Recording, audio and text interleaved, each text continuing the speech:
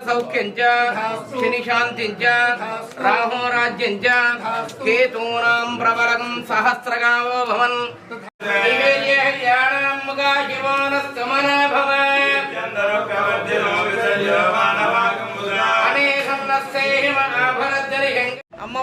అమ్మవారు ఇచ్చే విధంగా ఆశీర్వదించాలని అమ్మవారిని ప్రార్థించి మరి రాబోయేటటువంటి పార్లమెంట్ ఎన్నికల్లో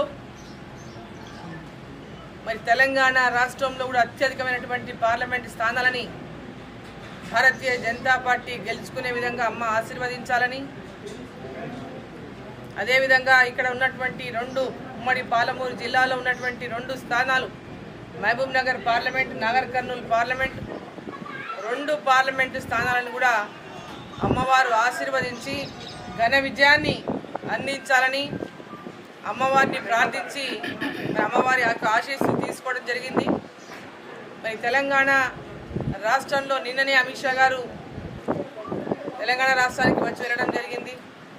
వారు కూడా చాలా స్పష్టంగా దేశవ్యాప్తంగా ఉన్నటువంటి మోదీ గారి యొక్క వారి మీద ఉన్నటువంటి విశ్వాసము, నమ్మకము, మోదీ గారి మీద ఉన్నటువంటి ఆ నమ్మకాన్ని తెలంగాణ ప్రజలు కూడా పూర్తి స్థాయిలో ఇస్తున్నారనేటటువంటి విశ్వాసాన్ని అత్యధిక స్థానాలు 12 నుంచి 15 స్థానాలు తెలంగాణలో గెలుస్తామని కార్యకర్తలకు అందరికీ కూడా నిన్న పెద్ద ఎత్తున ఉత్సాహాన్ని చెల్లారు. మరి 16వ తేదీ నాడు నరేంద్ర మోదీ గారి యొక్క పర్యటన కూడా అంటే ఈ రాష్ట్రంలో 15, 16, 18 3 రోజులు కూడా ప్రధానమంత్రి గారి పర్యటన ఈ రాష్ట్రంలో ఉండబోతా ఉంది. 16వ తేదీ కూడా ఇక్కడ ఉండేటటువంటి మన నాగర్ కర్నూలులో కూడా ఉండేటువంటి అవకాశం ఉందని చెప్పి ఈ సందర్భాన్ని నేను తెలియజేస్తా ఉన్నా. మరి ఈ సందర్భంగా ఉమ్మడి మహబూబ్నగర్ జిల్లా ప్రజలందరూ కూడా కేంద్రంలో నరేంద్ర మోదీ గారే మళ్ళీ ప్రధానమంత్రిగా ఉండాలి, ఈ ఓటు పెద్ద ఓటు, మా అందరి ఓటు కూడా నరేంద్ర మోదీ గారికే వేస్తామని ఎక్కడికి వెళ్ళినా రైతన్నలు కానీ, మహిళలు కానీ, యువకులు కానీ ప్రతి ఒక్కరు వారి లేకుండా ప్రతి ఒక్క వర్గం వారు కూడా కేంద్రంలో నరేంద్ర మోదీ గారు ఉంటేనే ఈ దేశానికి భద్రత, ఈ దేశం ముందుకు పోవాలంటే నరేంద్ర మోదీ గారు లాంటి నాయకుడు మళ్ళీ ప్రధానమంత్రి కావాలని ఈరోజు అందరూ ఆకాంక్షిస్తున్నారు.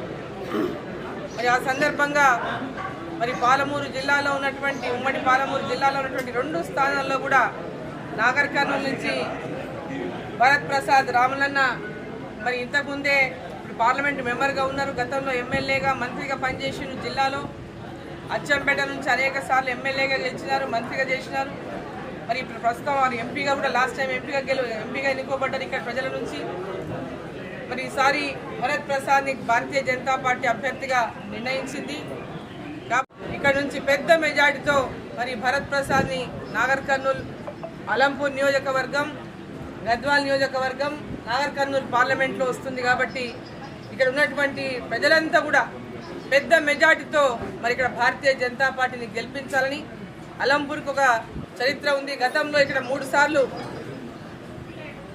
అసెంబ్లీకి శాసనసభ్యుడిగా రవీంద్రనాథ్ రెడ్డి గారు ఎమ్మెల్యేగా పనిచేశారు భారతీయ జనతా పార్టీ నుంచి.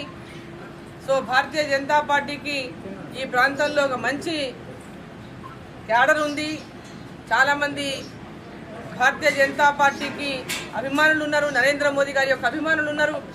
కాబట్టి భారీ మెజార్టీతో గెలిపించాలని అందరినీ సందర్భంగా నేను ప్రార్థిస్తా ఉన్నాను.